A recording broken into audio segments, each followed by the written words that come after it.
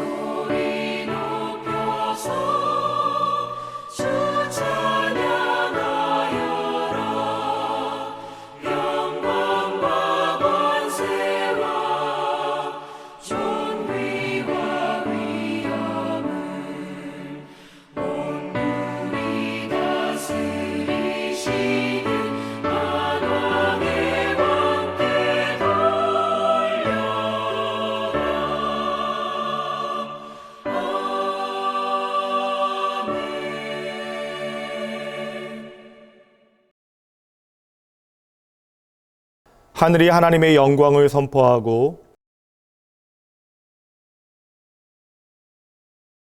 날은 날에게 말하고 밤은 밤에게 지식을 전하니 언어도 없고 말씀도 없으며 들리는 소리도 없으나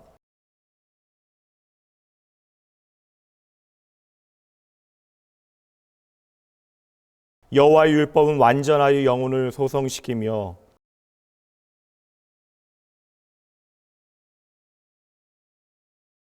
여호와의 교훈은 정직하여 마음을 기쁘게 하고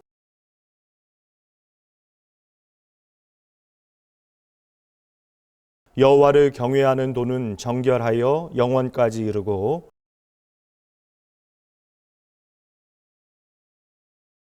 금곧 많은 순금보다 더 사모할 것이며 꿀과 송이꿀보다 더 달도다. 아멘. 전능하사 천지를 만드신 하나님 아버지를 내가 믿사오며 그 외아들 우리 주 예수 그리스도를 믿사오니 이는 성령으로 잉태하사 동정녀 마리에게 나시고 본디오 빌라도에게 고난을 받으사 십자가에 못 박혀 죽으시고 장사한 지 사흘 만에 죽은 자 가운데서 다시 살아나시며 하늘에 오르사 전능하신 하나님 우편에 앉아 계시다가 저희로서 산자와 죽은 자를 심판하러 오시리라.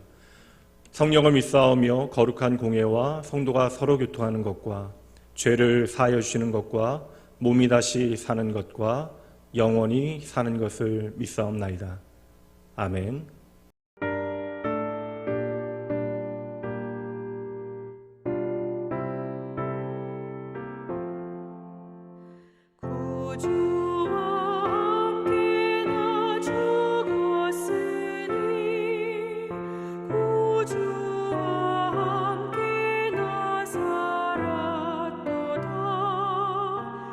영광의 그날에 이르도록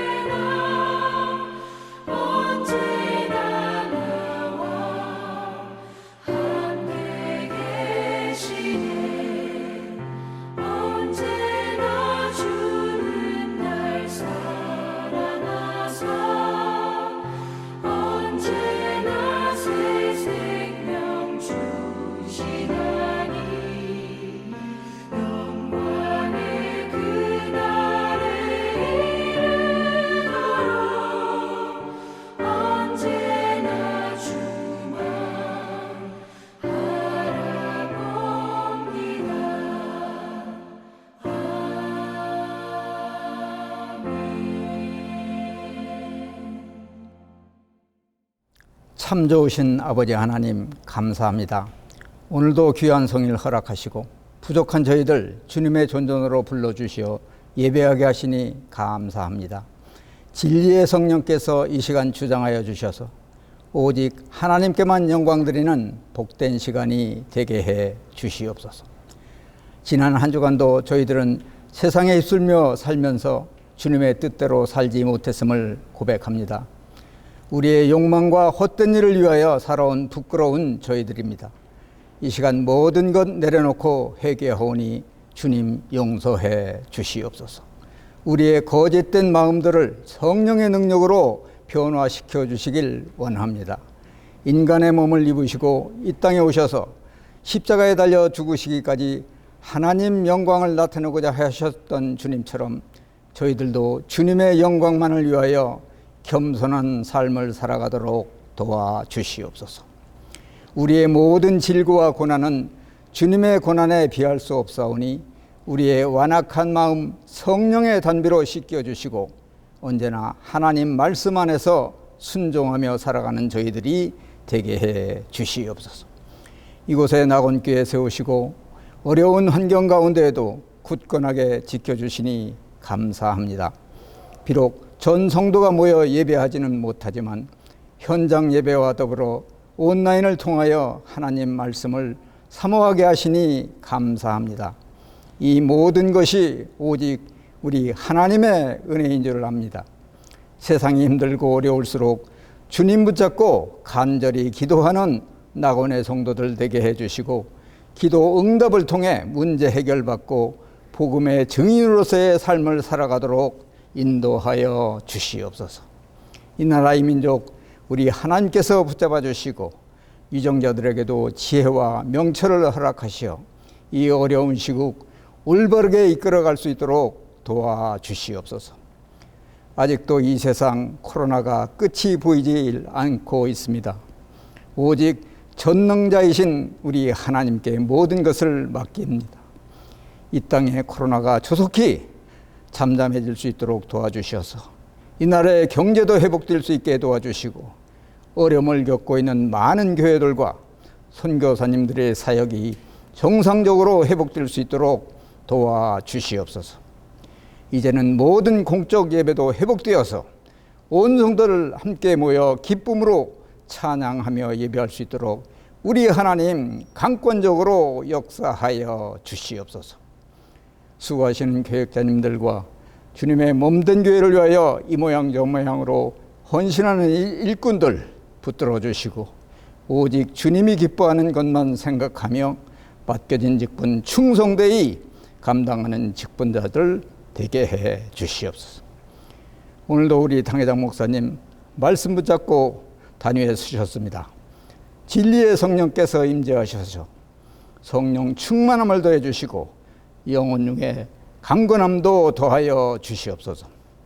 목사님께서 전하시는 말씀마다 생명력 있는 말씀 되게 하시고 듣는 저희들은 옥토와 같은 마음밭을 준비하여 은혜로 충만하게 하여 주시옵소서. 우리 낙원의 온 성도들 한 주간도 말씀 사모하며 승리하며 살아가게 도와주시옵소서. 감사드리며 사랑이 충만하신 예수님의 이름으로 기도하옵나이다. 아멘.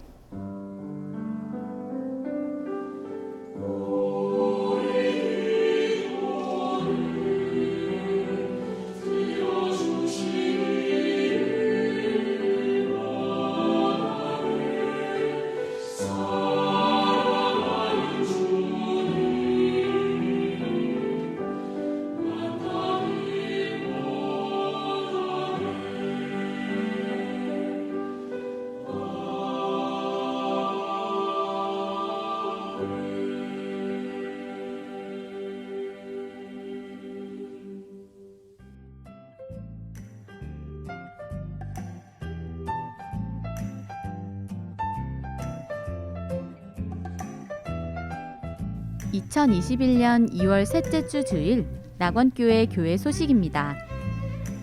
할렐루야! 오늘 주일 현장 예배와 온라인 예배로 함께 하신 여러분 모두를 주님의 이름으로 환영합니다. 예배 안내 드립니다. 정부 방역 지침에 따라 오늘 주일 예배는 200석 제한으로 현장 예배와 온라인 예배로 드립니다. 주일 예배는 9시, 11시, 1시에 3부로 나누어 예배합니다. 오늘부터 교육부서 예배가 시작됩니다. 온라인으로 예배하시는 성도님들께서는 현장 예배 시간에 맞추어 함께 예배해 주세요. 안전한 회중 예배를 위해 교회 안에서 접촉은 최대한 피해 주시기 바랍니다. 교회 밖에서의 성도의 일상적 교제도 은혜와 사랑을 담아내야 합니다. 성도 간 만남에 있어서도 마스크를 꼭 착용하시고 방역 수칙을 잘 지켜 책임감 있는 성도의 모습을 보여주세요. 함께 모여 기도할 수는 없지만 교회에서 개인적으로 기도는 가능합니다.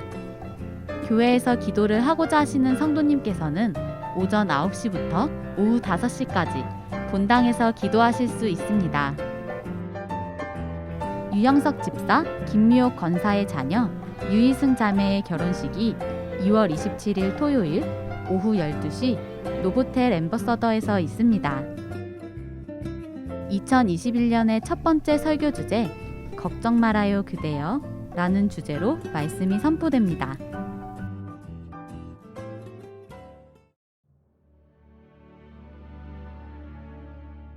오늘 우리에게 주시는 하나님의 말씀입니다. 베드로전서 5장 5절 말씀입니다. 젊은 자들아, 이와 같이 장로들에게 순종하고 다 서로 겸손으로 허리를 동이라. 하나님은 교만한 자를 대적하시되 겸손한 자들에게는 은혜를 주시느니라.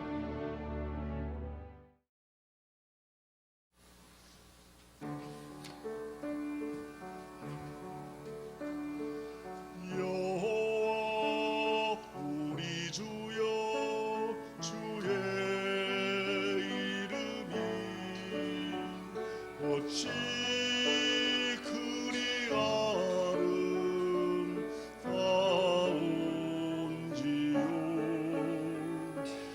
여호와 우리 주여, 주의 영광을 하늘 위에 두셨나이다.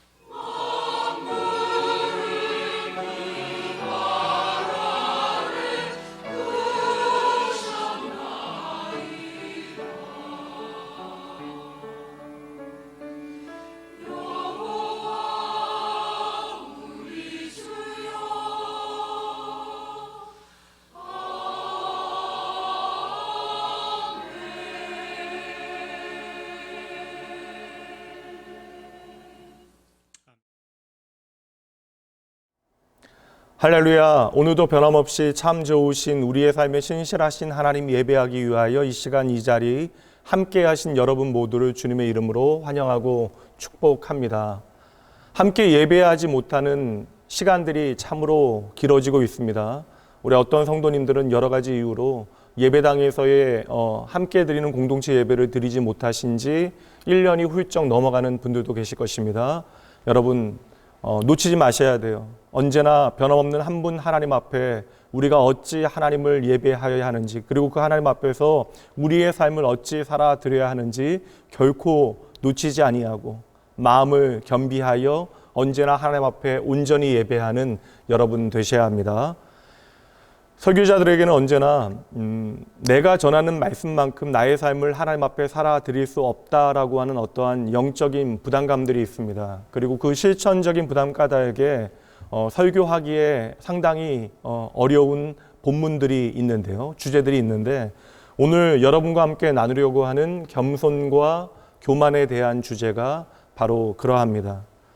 사실 엄정하고 솔직하게 말하자면 친히 인간이 되시기까지 스스로를 낮추신 예수님의 겸손 앞에서 누가 겸손을 말할 수 있겠습니까? 그러나 이 시간 우리에게 말씀하시는 분이 하나님이심을 믿고 저 또한 그 말씀 앞에 서 있는 한 사람의 백성으로서 여러분과 함께 이 말씀 마음 깊이 새기며 이 시간 말씀 전하도록 하겠습니다.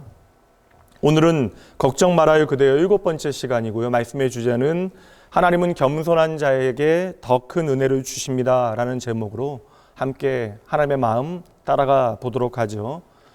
1995년 제가 군생활 당시에 대구 지역의 한 부대에서 수류탄이 터지는 사고가 발생하였습니다. 당시에 3명의 사상자가 났고 그 일이 상당히 큰 문제였던지라 예하 부대들로 특별 안전 교육을 지시하고 받았던 기억이 있습니다.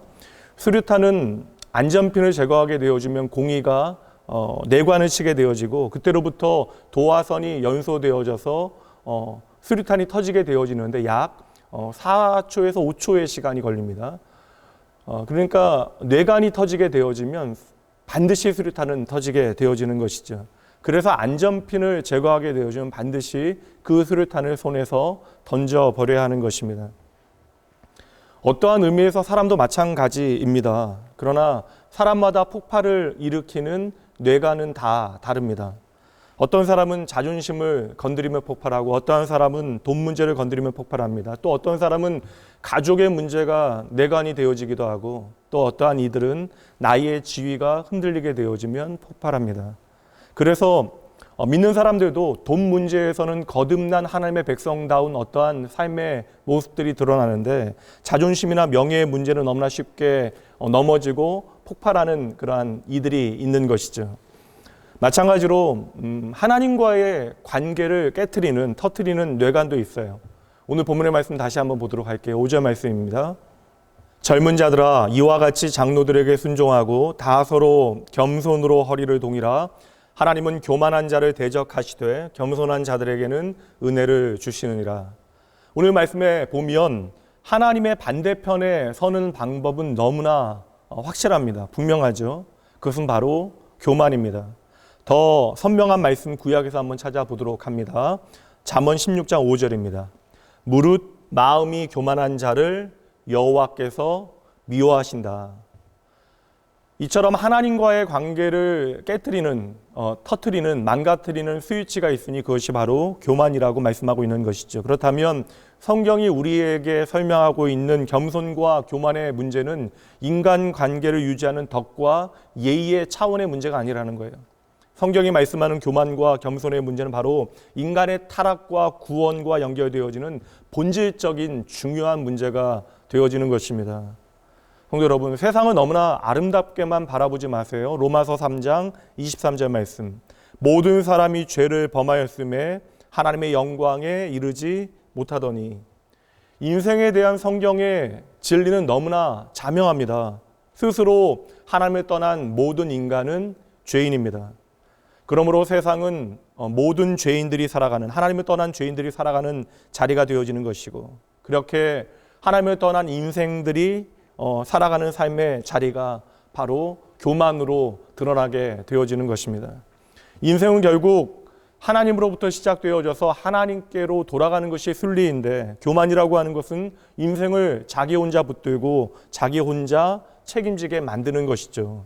어찌 보면 이 시대는 적당한 교만이 필요해 보이기도 합니다. 그리고 어떤 면에서는 열등감이나 자격지심보다는 교만이 오늘 나를 살아내게 만들고 지키는 어떠한 동력이 되어질 수 있다는 생각도 들어요. 그러나 성경이 말씀하는 교만에 대한 시선은 언제나 동일합니다. 잠언 18장 12절 말씀, 사람의 마음의 교만은 멸망의 선봉이요. 여기까지만 보죠. 성경은 정말 일관되게 교만을 우리에게 설명합니다. 너 교만하면 반드시 망한다. 하나님께서 교만한 자를 대적하신다라고 말씀하는데, 여러분, 하나님께서 교만한 자를 대적하시는 이유는 교만한 자가 하나님을 대적하기 때문입니다. 교만은 우리의 무릎을 뻣뻣하게 만들어서 결코 하나님 앞에 무릎 꿇지 않게 합니다. 교만은 우리의 마음을 딱딱하게 만들어서 결코 하나님 앞에 나의 죄를 구하지 못하게 만들어요. 그래서 내 삶에 하나님 없이 살아가도 그것이 전혀 문제가 되지 아니하는 것이죠. 그래서 교만한 사람은 회개가 필요 없는 것이고 하나님 앞에 용서를 구하지도 아니합니다. 분명해요. 하나님께서 오늘 저와 여러분의 교만을 미워하시는 이유는, 교만은 바로 나의 영혼을 난파시키는 암초와 같은 것이기 때문입니다. 그렇게 오늘 내 삶에 교만이라고 하는 뇌관이 터지게 되어지면 하나님과의 관계만 깨어지는 것이 아니라 이 세상과 다른 사람들과의 관계도 깨어지게 되어지는 것이죠. 그러니 성도 여러분, 교만이 인류 역사 가운데 만들어낸 그 모든 비극과 참상을 제대로 보셔야 합니다. 교만은 참으로 무서운 대가를 지불하게 만들어요. 사람은 여러분 그렇게 상식적이거나 합리적인 그런 존재가 아닙니다. 그리고 집단 이성이 언제나 옳은 방향으로 흘러갔던 것도 아니에요. 교만이 멸망의 앞잡이인 이유는, 교만은 결국 우리로 하여금 하나님 아닌 다른 것들을 섬기고 붙들게 만듭니다. 여러분, 모든 우상 숭배의 본질은 결국 자아예요. 나에게만 끊임없이 집중하는 마음. 그래서 이 시대의 모든 우상 숭배를 한 단어로 함축하자면 바로 내가 되어지는 것입니다. 자아가 우상인 사람의 특징은요, 화가 많고 짜증이 많아요. 내 뜻대로 세상이 돌아가야 되는데 세상이 내 뜻대로 돌아가지 않기에 어린아이같이 찡얼찡얼대고 짜증내고 화를 내는 것입니다. 분명 저와 여러분 이전 세대보다 더 많은 것들을 누리며 살아갑니다. 그럼에도 불구하고 이전보다 더 많은 사람들이 더 심각한 마음의 병으로 고통당하고 염려하고 아파하며 살아가는 것이죠. 여러분, 오늘 우리의 삶에 왜 기쁨과 감사가 사라지게 되어졌습니까? 어느새 우리의 삶에 하나님의 은혜는 사라지고 내가 온통 나에게만 집중하게 되어지니 하나님의 은혜를 향한 빚진 마음 자체가 우리의 삶에 사라져 버린 것이죠. 여러분, 하나님을 향한 빚진 마음이 무엇인지 함께 보도록 하죠. 그 빚진 마음을 바울 사도는 이렇게 고백해냅니다. 고린도전서 15장 10절이에요. 그러나 내가 나된 것은 하나님의 은혜로 된 것이니 내게 주신 그의 은혜가 헛되지 아니하여 내가 모든 사도보다 더 많이 수고하였으나 내가 한 것이 아니요 오직 나와 함께 하신 하나님의 은혜로다.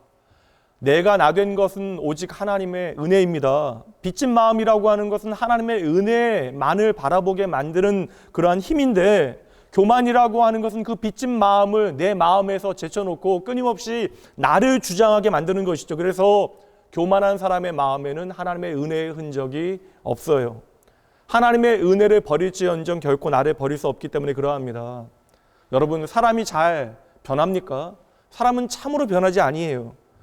내가 지금까지 살아왔던 삶의 방식을 유지하려고 하는 힘이 우리 안에서 끊임없이 오늘도 작용하고 있기 때문에, 그래서 많은 성도들이, 교회 다니는 교인들이 여전히 신앙적인 가치를 따라 나의 삶을 온전히 살아들이지 못하는 것이죠. 10년, 20년 지나도 그 믿음의 원리가 우리의 삶을 온전히 주장하지 못하는 이유는 내가 살아왔던 삶의 방식을 우리는 끝까지 주장하기 때문입니다. 소유 효과라는 것이 있습니다. 일단 내가 가지게 되어지면 내가 가진 것을 좋게 평가하는 마음이에요. 그래서 판매자가, 제품을 판매하는 사람이 환불을 보장한다고 이야기하거나 사전 체험 같은 것을 제시하는 이유가 바로 여기에 있습니다. 우리가 일단 그것을 내 손에 소유하게 되어지면 우리는 내가 가진 것들에 대하여 가능하면 긍정적으로 해석을 하는 것이죠. 그러나 여러분, 아무리 우리의 눈에 좋게 보인다 할지라도 그것이 하나님이 아니다 하시면 우리는 과감하게 버려야 하는 것이에요. 그렇게 교만이라고 하는 것은 우리가 반드시 버려야만 하는 목록에 처음에 놓여 있는 것입니다. 내가 아무리 교만을 멋지게 아름답게 포장해내도 소용이 없는 것이에요. 교만의 실체가 무엇이에요? 하나님을 내 삶에 두기 싫어하는 마음이 바로 교만입니다. 그러니 하나님께서는 그 교만을 미워하시는 것이죠. 교만이 바로 나를 망가뜨리는 것이기에 하나님 그 교만을 미워하시는 것입니다. 그렇게 교만이라고 하는 것은 언제나 나를 망가뜨리는 뇌관이 되어짐을 우리가 잊지 말아야 하는 것이죠. 그래서 오늘 하나님께서는 나를 교만으로부터 지켜내시는 어떠한 방법을 알려주세요. 그러니까 다시 말하면 교만으로부터 나를 지키는 안전한 안전핀을 우리에게 말씀해 주시는데, 다시 5절 말씀 보도록 하죠. 하나님은 교만한 자를 대적하신다. 사실 여러분, 하나님께서 우리를 대적하신다라고 하는 말을 여러분 너무나 어렵게 받아들이지 마세요. 하나님께서 우리를 대적하시는 이유는 우리가 하나님을 대적할 때 하나님께서는 그것을 무시하시지 아니하시고 우리가 하나님을 대적하는 그 마음을 반드시 바꿔 놓으신다라는 것입니다. 하나님께서 우리의 교만을 대적하시되 겸손한 자들에게는 은혜를 주신다. 하나님께서 우리의 삶에 주신 안전장치는 바로 겸손한 자에게 주시는 은혜가 되어지는 것이죠. 겸손한 자에게 베푸시는 은혜가 바로 교만을 이기는 능력이 되어진다는 거예요. 그러니 따라해 보세요. 겸손은 우리에게 축복입니다. 다시 한번요. 겸손은 나에게 축복입니다. 겸손이 왜 우리의 삶에 축복이 되어지는지, 겸손이 축복입니다라고 하는 이 믿음의 명제를 여러분 오늘 잘 이해하시고 마음에 새기시면 되는 거예요. 꼭 기억하셔야 합니다. 하나님은 마음이 겸손한 사람을 특별하게 생각하십니다. 이사야 57장 15절 말씀 봅니다. 지극히 존귀하며 영원히 거하시며 거룩하다 이름하는 이가 이와 같이 말씀하시되, 하나님께서 말씀하시는 거예요. 내가 높고 거룩한 곳에 있으며 또한 통회하고 마음이 겸손한 자와 함께 있나니, 저 높고 거룩한 곳에 계신 하나님께서 통회하고 가난한 마음, 겸손한 마음의 사람과 함께 하시나니 이는 겸손한 자의 영을 소생시키며 통회하는 자의 마음을 소생시키려 함이라. 아멘. 아멘. 겸손한 마음이라고 하는 것은 여러분, 내가 오늘 하나님이 필요하다라고 하는 사실을 빠르게 인정하는 마음, 그래서 날마다 나의 연약함을 고백하고 열심히 나의 죄를 하나님 앞에 고백합니다. 언제나 하나님의 능력의 손 아래에서 기꺼이 무릎을 꿇는 사람이 바로 겸손한 사람. 그래서 말씀하신 그대로 겸손한 사람의 삶에는 언제나 자유와 회복의 역사가 있는 거예요. 언제나 하나님의 그 거룩하신 손 아래에 서는 그 겸손은 그러므로 우리의 삶에 위로를 창조하는 회복의 능력이 되어지는 것입니다. 하나님은 겸손한 자를 오늘도 소생, 다시 말하면 그 삶의 리바이벌, 부흥의 역사를 허락하여 주시면 우리는 믿어야 되는 거예요. 그렇다면 오늘 이 자리에 나오신 여러분 모두가 교만한 자리에서 내려와 어서 빨리 회개하는 겸손의 기도의 자리로 여러분의 삶의 자리를 바꾸셔야 하는 것이죠. 오늘 우리가 함께 나누는 겸손과 교만에 대한 하나님의 말씀은 여러분 단순하게 들으시고 구체적으로 여러분의 삶에서 순종하시면 되는 것입니다. 교만은 오늘 내 삶을 돋보이게 만드는 어떠한 능력으로 착각하시면 안 돼요. 교만은 말씀드린 대로 하나님을 거부하는 마음이 교만입니다. 그래서 내가 교만한 만큼 나에게는 마이너스가 되어지는 것이고, 반대로 내가 겸손한 그 겸손의 크기만큼 나에게는 플러스가 되어짐을 기억하셔야 합니다. 하나님 앞에서 교만이 무슨 의미가 있겠어요? 우리가 잘나서 하늘 높이 바벨탑을 쌓을 수 있다 한들 우리의 교만이 만들어낸 결과는 결국 먼지와도 같은 것입니다. 한순간에 무너져 버리는 것이에요. 하나님의 시선에서 바라보게 되어지면 오늘 우리가 이 땅에서 아무리 많은 것을 가지고 있다 하더라도 여러분 그것을 의지하게 되어지면 아무런 의미가 없다라는 것입니다. 나의 재력, 나의 인품, 나의 믿음, 나의 헌신과 봉사, 하나님 앞에서 오늘 우리가 그것을 뽐낼 수 있겠습니까?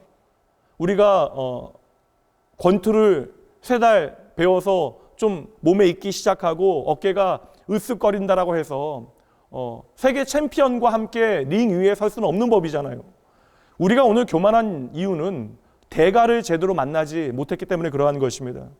내 인생의 주인 앞에서 내 삶을 자랑하는 것이 얼마나 어리석은 일이 되어집니까? 그래서 오늘 저는요, 참된 겸손의 결과가 기도라고 확신합니다. 다시 말하면 겸손하면 우리의 기도가 시작되어지는 것이에요. 겸손은 날마다 나를 하나님 앞에 세워놓는 것, 다시 말하면 우리가 하나님 앞에 서게 되어지면 저절로 겸손하게 되어지는 것이죠. 그러므로 믿음이 있는 그곳에 겸손이 언제나 함께합니다. 하박국 2장 4절 말씀입니다. 보라, 그의 마음은 교만하며 그 속에서 정직하지 못하나 의인은 그의 믿음으로 말미암아 살리라.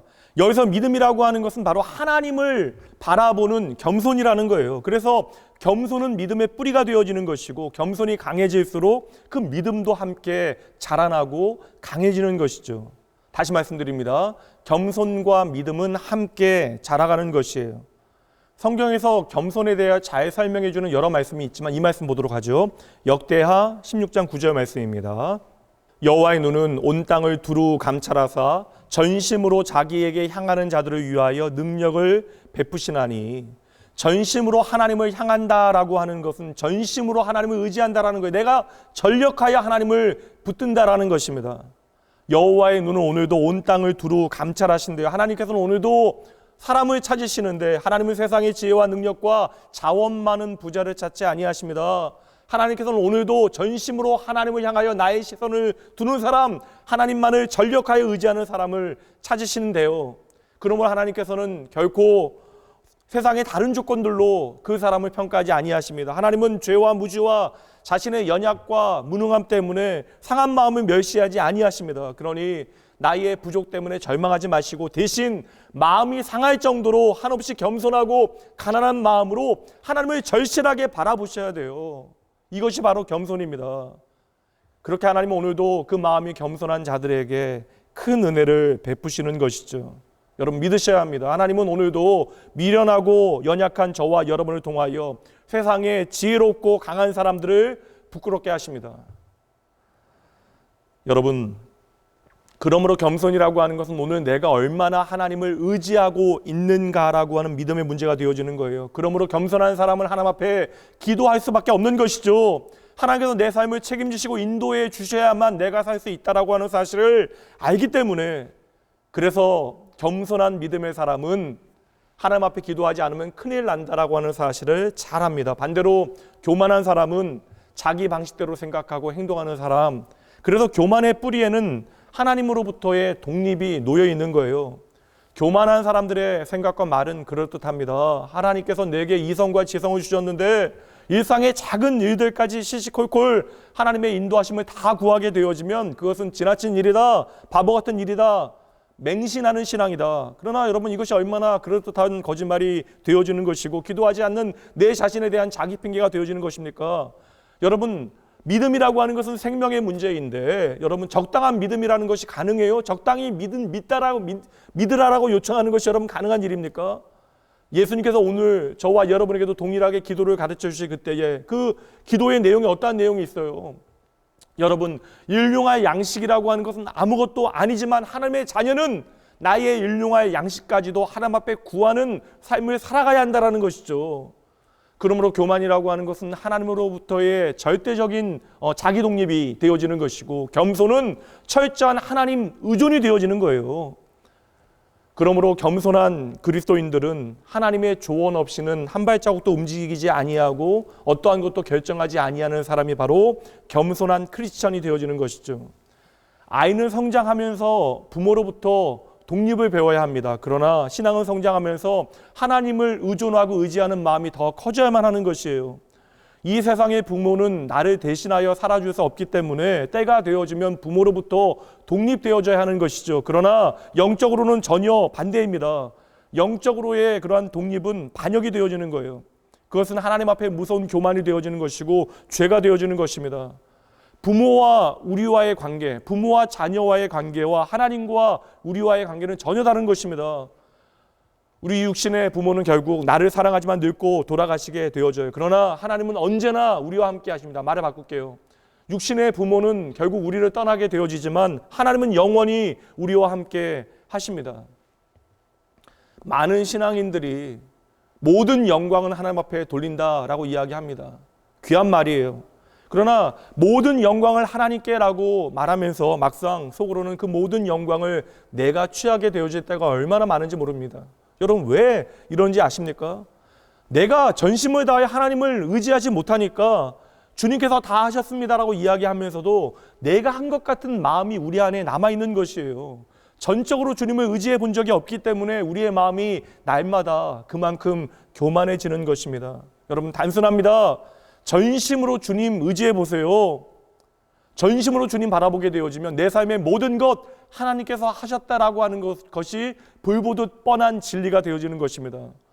진정 모든 것이 하나님의 은혜임을 우리가 깨닫게 되어질 때 비로소 우리는 모든 영광을 하나님 앞에 올려드리게 되는 것이죠.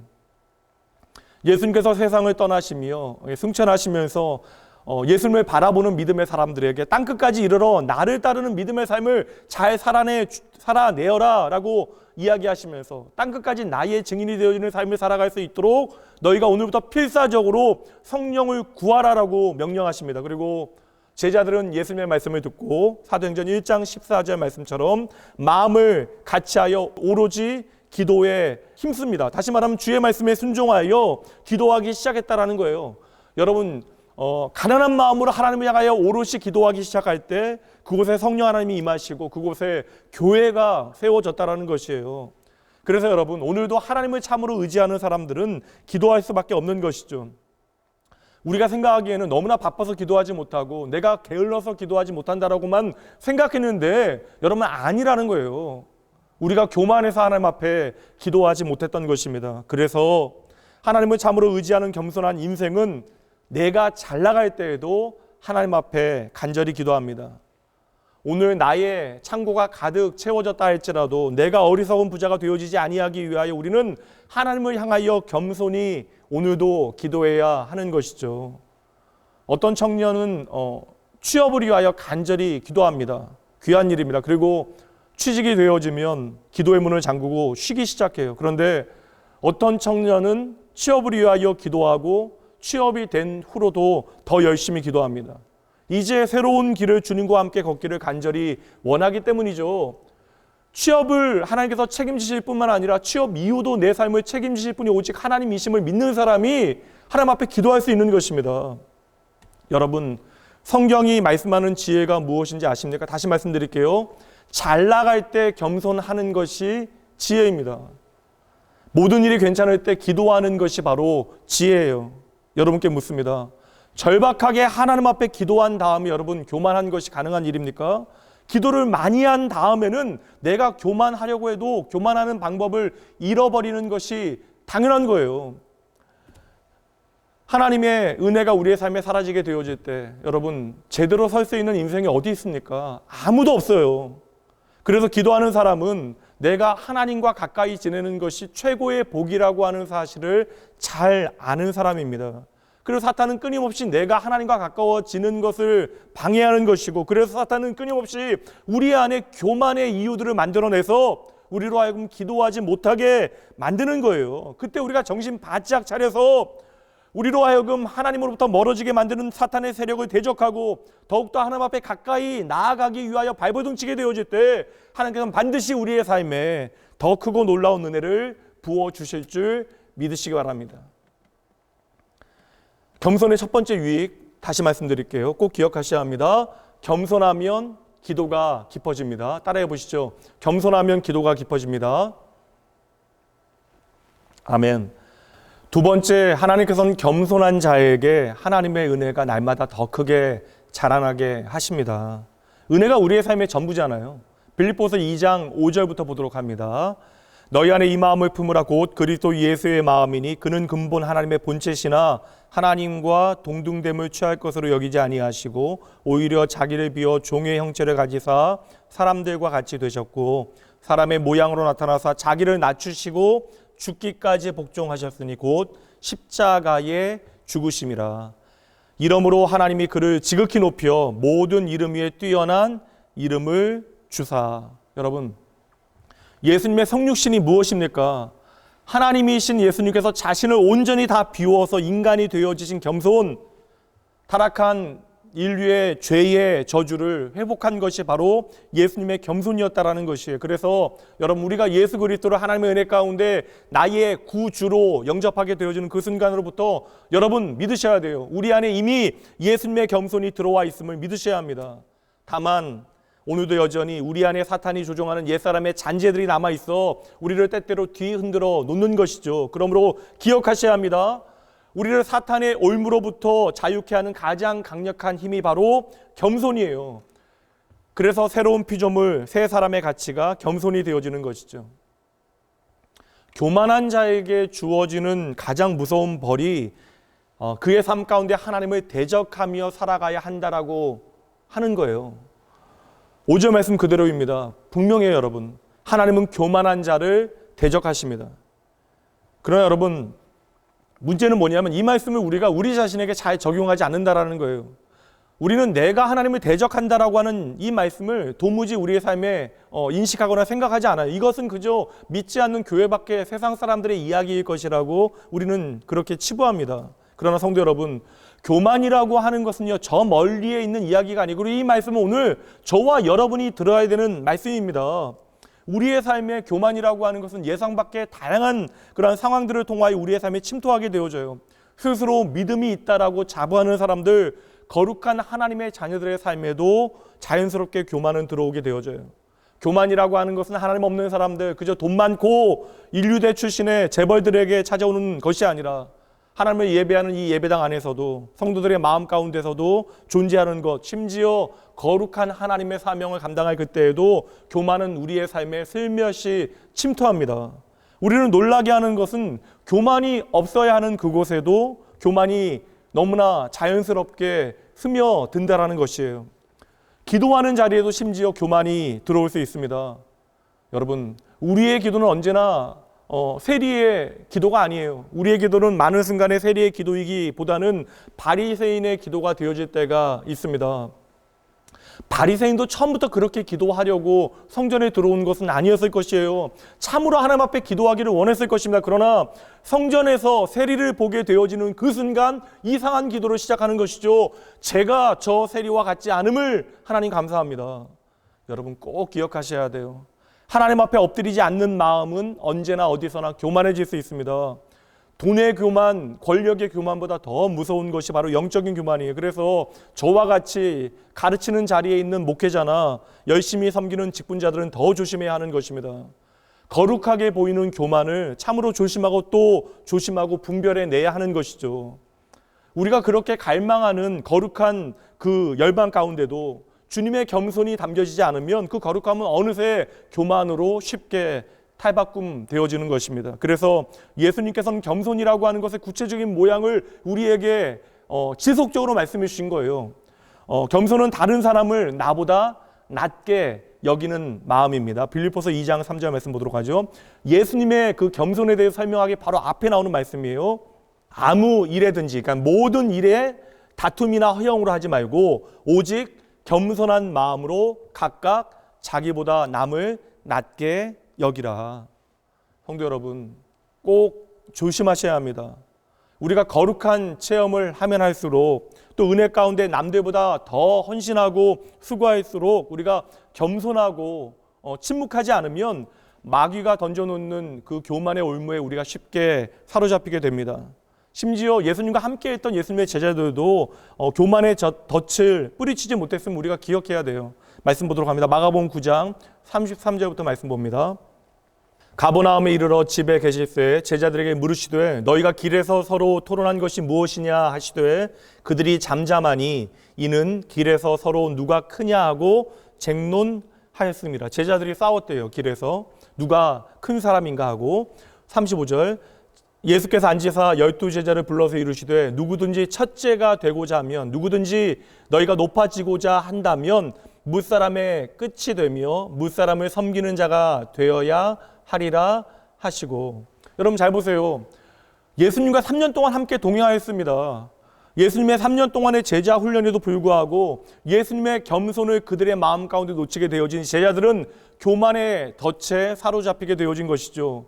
제자들이 그날 싸운 이유가 무엇이에요? 단 한 가지 이유예요. 아무리 그래도 내가 너보다는 낫다. 이게 본질이잖아요.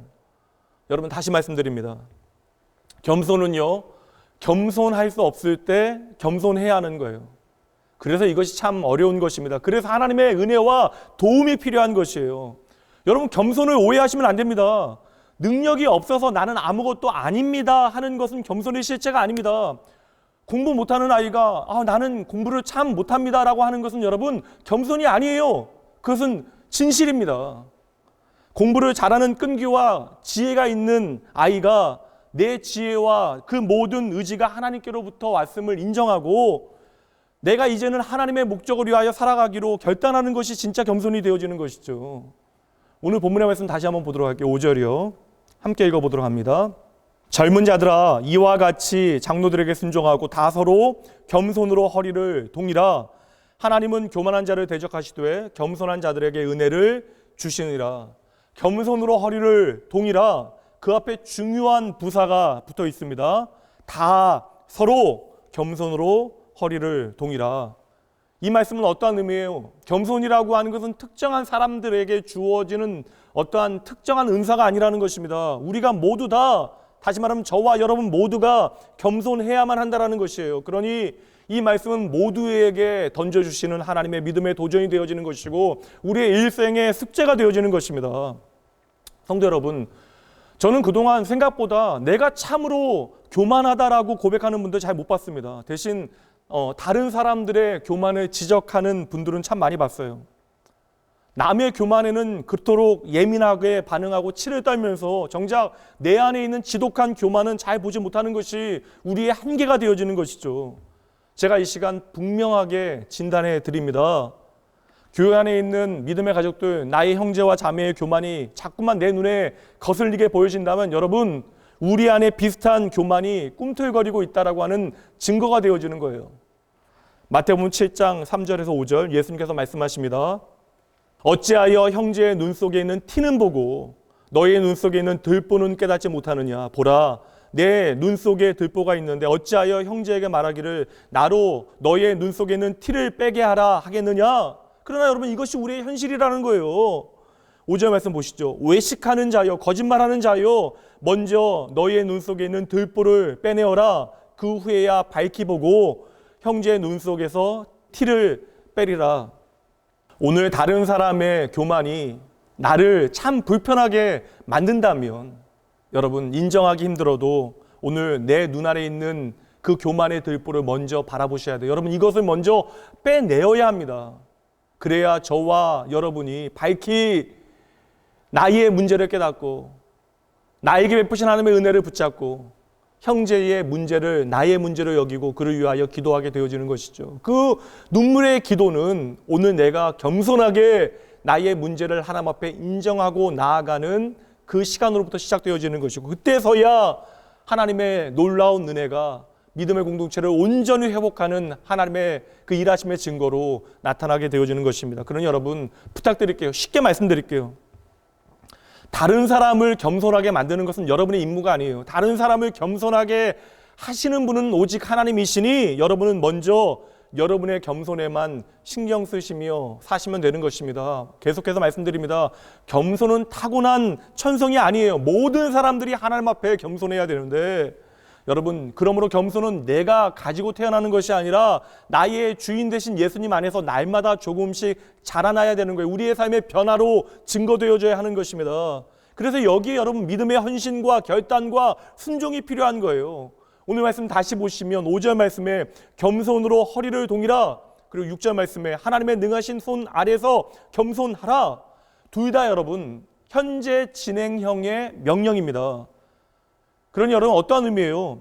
오늘 우리의 삶의 겸손은 날마다 하나님을 의존하는 것을 통하여, 그리고 날마다 하나님과의 그러한 지속적인 관계를 통하여 그 하나님과의 관계 가운데 내가 날마다 결단하게 되어질 때 그를 통하여 자라게 되어진다는 것입니다. 우리 믿음의 공동체 안에도 유난히 겸손한 분들이 계세요. 타고난 온화한 성품의 분들이 계십니다. 그러나 여러분, 타고난 겸손에는 한계가 있는 거예요. 어딘가에 그 겸손을, 그 타고난 겸손을 무너뜨리는 뇌관이 숨어 있는 것입니다. 진짜 겸손이라고 하는 것은 예수 그리스도를 우리가 구주, 나의 주, 나의 하나님으로 영접한 다음에 겸손하신 주님과 날마다 교제하면서 조금씩 주님 닮아가는 거예요. 주님의 겸손을 우리 안에 자라나게 만드는 것입니다. 그 일을 하나님께서 은혜 가운데 우리 안에서 날마다 행하신다고요. 당연히 그 과정 안에는 수많은 영적인 공격과 시련이 있죠. 사탄은 끊임없이 우리의 옛사람을 깨워서 교만을 불러일으키지만 그것을 진리의 영 되신 성령 하나님의 도움을 받아서 날마다 이겨내는 것입니다. 당연히 여러분 실패하는 날도 있을 것입니다. 실패해도 괜찮아요. 이제 우리 안에 내주하시는 분이, 함께 하시는 분이, 영원히 우리의 삶을 책임지시는 분이 성령 하나님이시니 실패하면 다시 회개하고 다시 일어나서 겸손으로 허리를 동이면 되는 것입니다. 날마다 이 일 잘하면 되는 거예요. 물론 교회 안에서 예절과 좋은 매너를 보이는 것은 좋은 일입니다. 그러나 여러분, 진짜 겸손은 성령 충만할 때만 가능한 거예요. 성령 충만함으로 우리의 삶에 그리스도의 겸손이 드러나게 되어질 때 그리스도의 향기가 우리의 삶을 통하여 드러나는데 이것이 바로 겸손이라는 거예요. 그런 여러분, 겸손을 이렇게 정의해 봅니다. 가장 겸손한 사람은 가장 주님과 친밀한 사람입니다. 그렇게 주님과 친밀한 사람은 나의 권리를 포기하는 것이 어렵지 않게 되어지는 거예요. 십자가에서 기꺼이 나를 위하여 죽으신 주님처럼 나의 권리를 주장하지 아니하고 포기하는 것이 바로 겸손이라는 것입니다. 누가복음 9장 23절 말씀. 또 무리에게 이르시되 아무든지 누구든지 나를 따라오기를 원한다면 너희는 자기를 부인하고 날마다 너희의 십자가를 지고 나를 따를 것이다. 여러분, 마땅히 섬김을 받을 권리, 할 말 다 할 권리, 나를 주장할 권리, 그것들 다 내려놓고 주님 따라가야 비로소 우리의 인생의 멍에 그 짐들은 가벼워지는 거예요. 주님께서 말씀하십니다. 마태복음 11장 28절부터 보도록 하시죠. 유명한 말씀입니다. 수고하고 무거운 짐진 자들아 다 내게로 오라. 내가 너희를 쉬게 할게. 나는 마음이 온유하고 겸손하니 나의 멍에를 메고 내게 배우라. 주님의 이 멍에가 뭐예요? 나의 멍에는 바로 주님의 겸손이에요. 나의 멍에를 메고 내게 배우라. 그리하면 너희 마음이 쉼을 얻게 된다. 이는 나의 멍에는 쉽고 내 짐은 가벼움이라. 아멘, 아멘.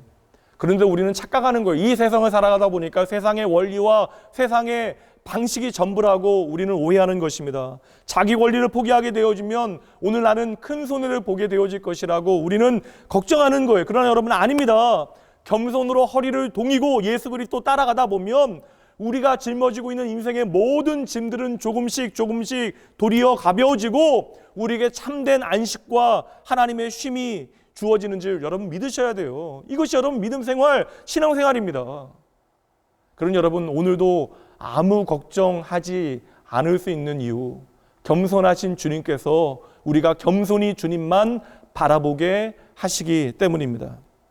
잘 생각해 보세요. 사람들을 향하여 원망과 불평이 많은 사람은요, 하나님을 향해서도 원망과 불평이 많습니다. 그러니 분명해요. 사람을 향하여 감사할 줄 아는 사람이 하나님을 향해서도 감사할 줄 아는 사람입니다. 그래서 예수님 따라가면서 예수님의 겸손을 제대로 배워가는 사람은 그의 입술의 모든 말에 참으로 감사하다, 고맙다라고 하는 말이 따라붙게 되어지는 것이죠. 그러니 여러분, 오늘 내가 교만한가 겸손한가를 확인하기를 원하신다면 내가 지난 일주일 동안 나와 함께하는 내 주변의 모든 사람들을 향하여 얼마나 제대로 감사했는가를 확인해 보시면 되는 것이죠. 여러분, 은혜가 뭐예요? 우리의 삶에 당연한 것이 아무것도 없다라는 것입니다. 진정 모든 것이 다 하나님의 은혜입니다. 이 복음을 우리가 제대로 깨닫고 아멘한 겸손한 사람들은 내 삶의 감사를 나와 함께하는 모든 사람들과 표현하고 나누게 되어지는 것이죠. 오늘 어떠한 성도들에게는 이 낙원교회와 함께하는 성도들이 감사의 이유가 되어지는데, 그래서 교회와 성도를 위하여 기도할 때마다 눈물을 흘리는데, 또 어떤 성도들에게는 주의 몸된 교회와 허락하신 믿음의 가족들이 불평과 원망의 이유가 되어집니다. 다시 말씀드립니다. 내가 교만한가 겸손한가를 예수 그리스도의 십자가 복음 앞에서 점검해 보셔야 돼요. 복음의 능력이라고 하는 것은 여러분의 똑똑해 보이는 정죄와 판단에서 나타나는 것이 아닙니다. 복음의 능력은 여러분의 삶의 감사와 눈물 어린 기도를 통하여 드러나고 자라나는 것이에요. 여러분, 왜 어떠한 공동체라고 문제가 없겠습니까? 연약하고 모자란 성품의 사람들이 모여 있으니 당연히 갈등이 생겨나겠죠. 때로는 내 마음에 들지 않는 일들이 벌어질 것입니다.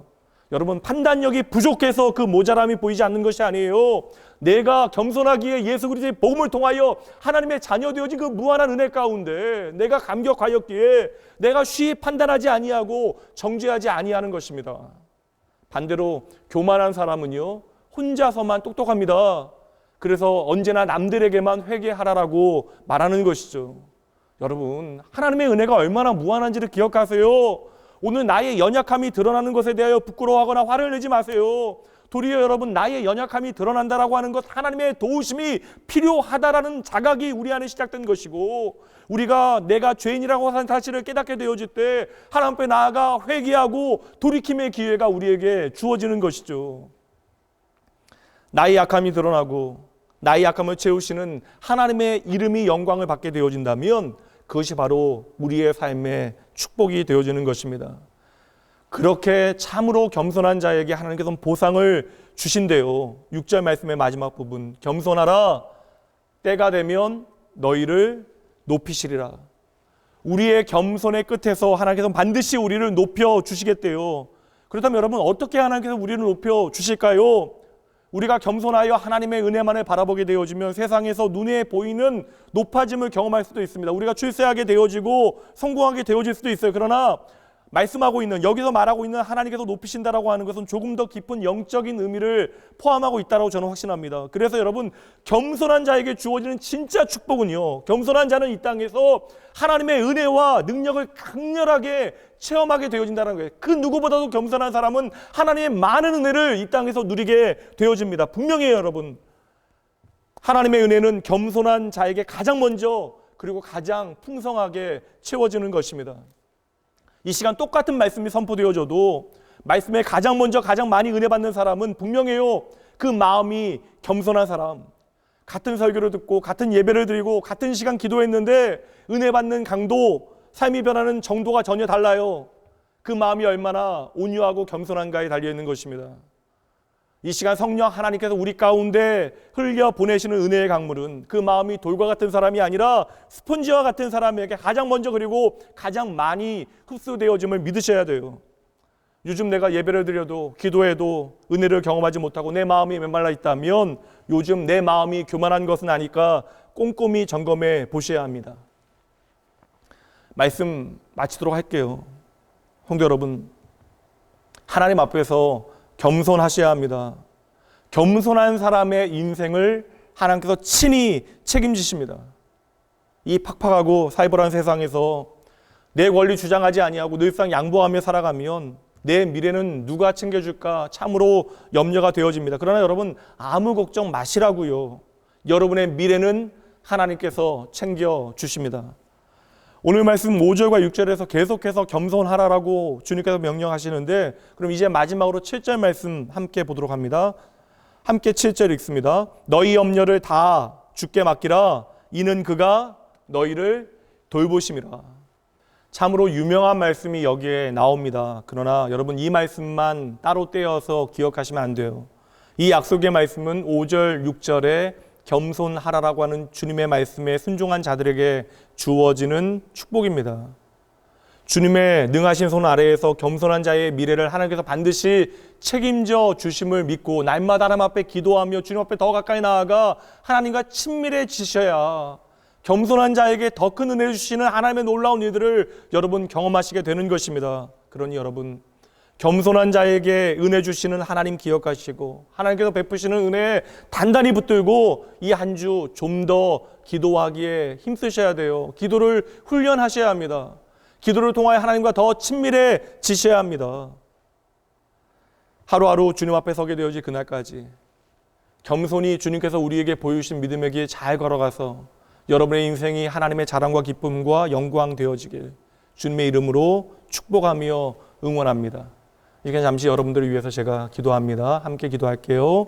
하나님, 사랑하는 나의 아버지, 이 시간 하나님의 은혜가 무엇으로부터 시작되어지는지 깨닫게 하시니 참으로 감사합니다. 우리로 진정 높아지는 곳을 아버지여 바라보기보다 주님께서 친히 아버지여 높아질 수 있는 그 겸손의 길을 보여주셨으니 아버지여 저희들로 하여금 아버지여 깨닫게 하시고 아버지여 그 길을 걸어갈 수 있도록 은혜 더하여 주시옵소서. 주님, 우리의 매일의 삶이 피곤하고 공고한 이유는 늘 위태롭기만 한 벼랑으로 오늘 나의 자랑만을 위하여 오르기 때문입니다. 우리의 영혼이 흔들리며 불안한 것은 내 삶이 그만큼 하나님의 진리의 말씀으로부터 멀어졌기 때문입니다. 주여, 우리를 불쌍히 여기시옵소서. 주여, 우리를 도와주시옵소서. 주여, 성령 하나님을 통하여 친히 아버지여 깨우쳐 주시옵소서. 도무지 하나님께 온전히 나의 삶을 맡겨드리지 못하는 나의 교만을 보혈의 능력과 회개의 씻음으로 깨끗하게 도말하여 주시옵소서. 오늘 나의 생각 가운데 무엇이 있는지 주님께서는 다 아십니다. 주님 앞에 정직한 영혼, 가슴에 그 정직한 소리를 가지고 주님 앞에 나아가게 하시어 하나님만을 의지하는 것이 내 삶의 겸손의 열매로 오늘부터 맺혀질 수 있도록 주여 역사하여 주시옵소서. 하나님, 날마다 하나님 경험이 우리 안에 깊어지게 하시어 우리의 예배가 회복되어지게 하시고 하나님을 향한 믿음의 고백이 더 확실해지게 하시어 하나님의 약속을 기대하며 믿음으로 인내하고 순종하게 하여 주시옵소서. 주여, 겸손으로 세상을 이기게 하시고 아버지 믿음으로 승부 보는 인생 되어질 수 있도록 이 시간 머리 숙인 모든 주의 백성들의 삶을 주장하여 주시옵소서. 오늘 우리에게 말씀하여 주시는 아버지의 뜻을 온전히 깨닫게 하시는 우리의 생명과 영광 되신 예수님 이름으로 간절히 기도합니다. 아멘.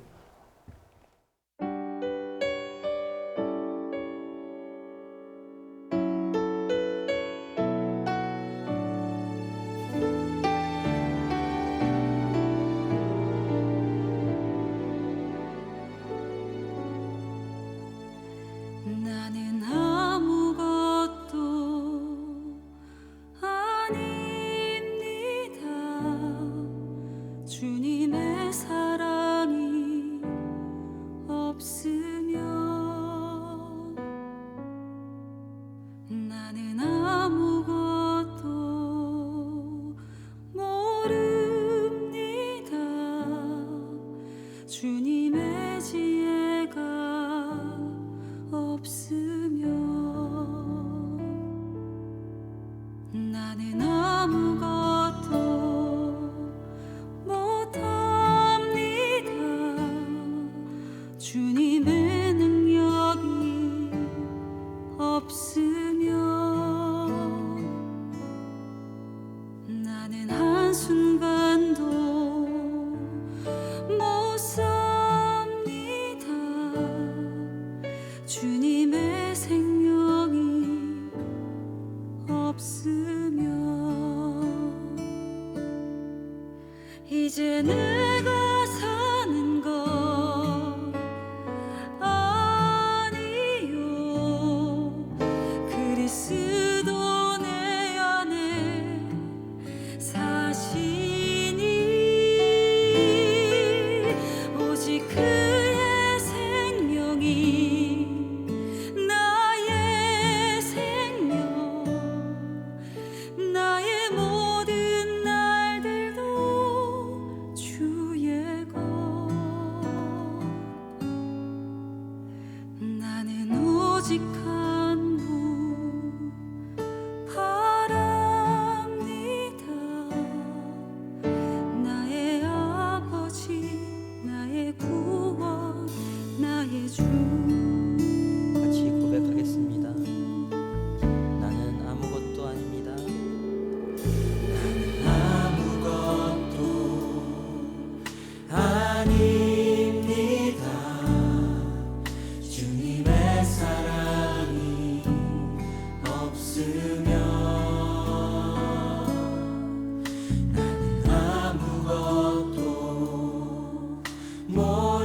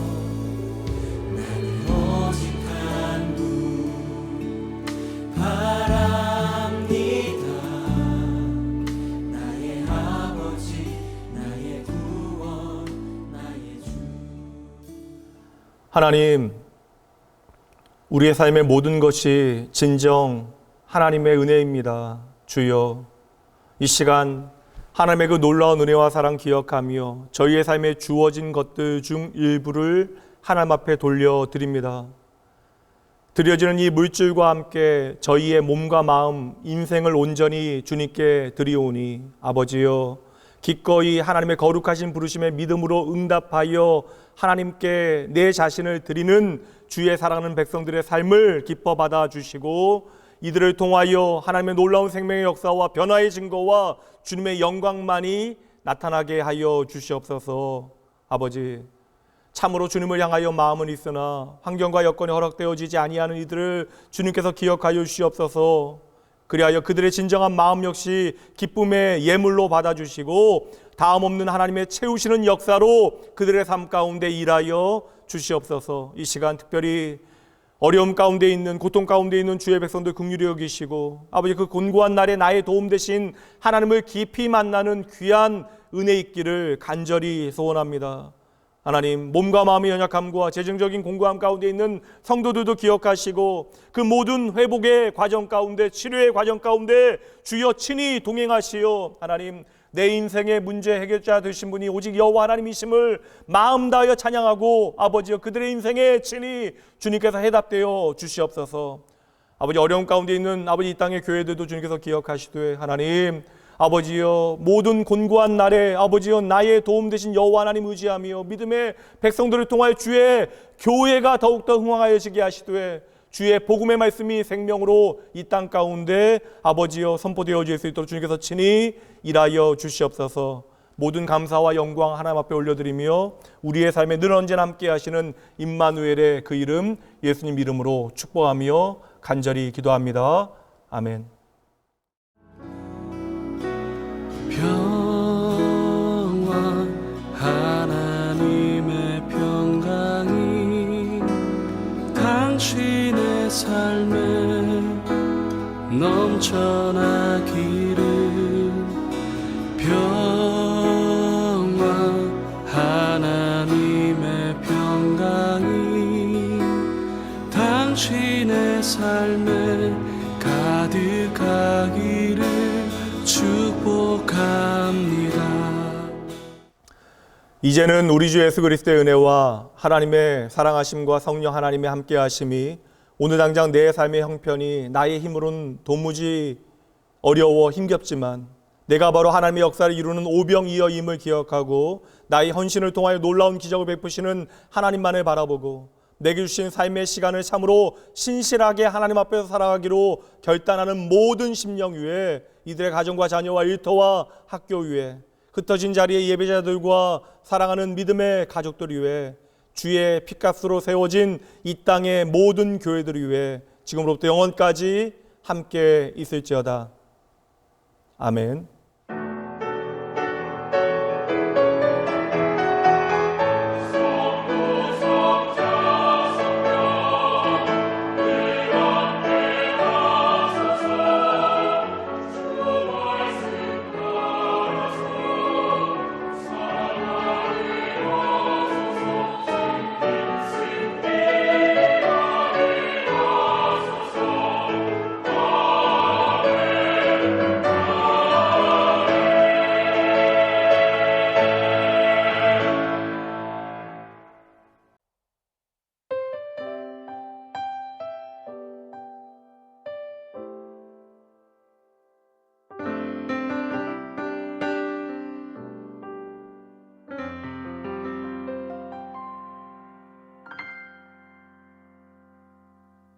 내가 누려왔던 모든 것들이, 내가 지나왔던 모든 시간이, 내가 걸어왔던 모든 순간이 당연한 것 아니라 은혜였소. 아침 해가 뜨고 저녁에 노을, 봄 봄의 꽃향기와 가을의 열매 변하는 계절의 모든 순간이 당연한 것 아니라 은혜였어. 모든 것이 은혜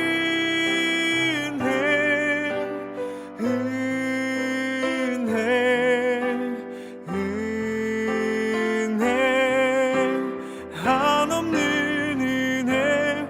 내 삶에 당연한 건 하나도 없었던 것을 모든 것이 은혜였어.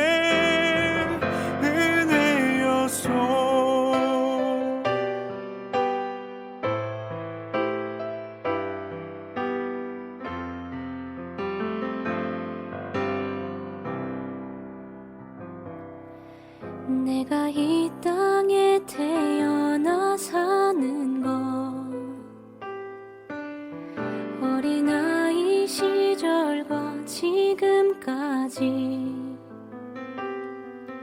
숨을 쉬며 살며 꿈을 꾸는 삶 당연한 것 아니라 은혜였소. 내가 하나님의 자녀로 살며 오늘 찬양하고 예배하는 삶 복음을 전할 수 있는 축복이 당연한 것 아니라 은혜였소. 모든 것이 은혜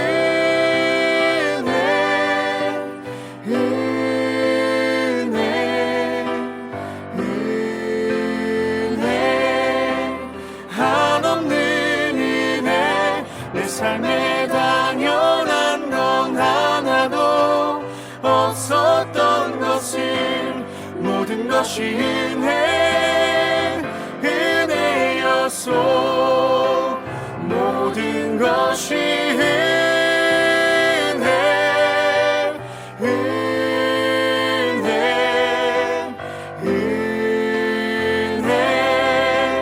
한없는 은혜. 내 삶에 당연한 건 하나도 없었던 것을 모든 것이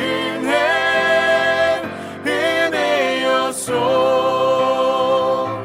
모든 것이 은혜였소.